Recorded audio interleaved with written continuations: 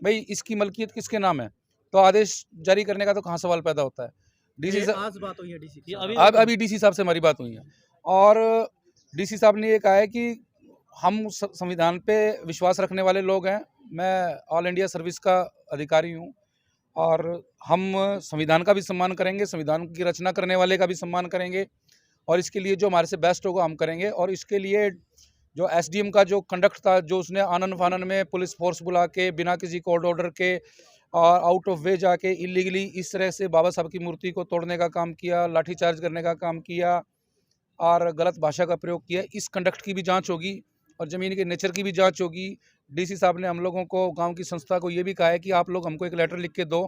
अपने letter pad पे, और इस ज़मीन को, जो विवादित ज़मीन है, इस ज़मीन को हम लोग आपके नाम ट्रांसफ़र करने के लिए हम एक प्रोसेस शुरू करने वाले हैं।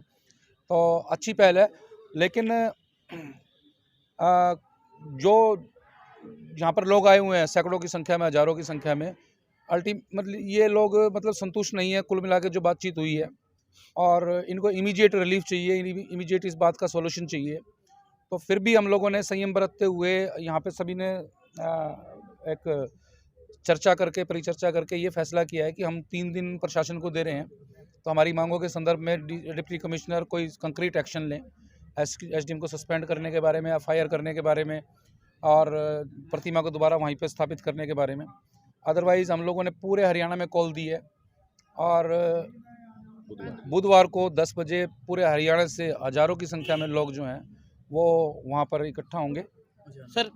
जैसे एसडीएम साहब से बाइट ली गई थी हमारे पत्रकारों ने, तो ऐसे में हमने उनसे बातचीत की थी, क्या कोई सरकार का आदेश थे या कोर्ट के कोई आदेश थे, तो उन्होंने डीसी साहब का हवाला देकर ये बात नहीं, कही डीसी थी। साहब, तो क्या अब डीसी साहब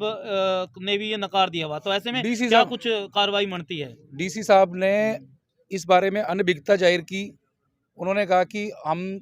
तो अभी पहले ये पता करेंगे इस ज़मीन का नेचर है क्या। इसका मतलब उनको कुछ पता नहीं है। और इस एसडीएम ने एक प्री प्लान्ड एजेंडे के तहत इस ज़मीन को अपने जो भूमाफिया के साथी हैं, और ये भी संभव है कि ये भी उस भूमाफिया का सदस्य हो, उस ज़मीन को अपने पद और शक्तियों का दुरुपयोग करके उस ज़मीन को अपने साथियों को देकर उस ज़मीन से पैसे कमाने का इन लोगों का एजेंडा था। और ये आज एसडीएम डिप्टी कमिश्नर साहब की मीटिंग में ये एसडीएम नंगा भी हो गया, किस तरह से इसने अपने आईएएस अधिकारी को गुमराह करने का काम किया है।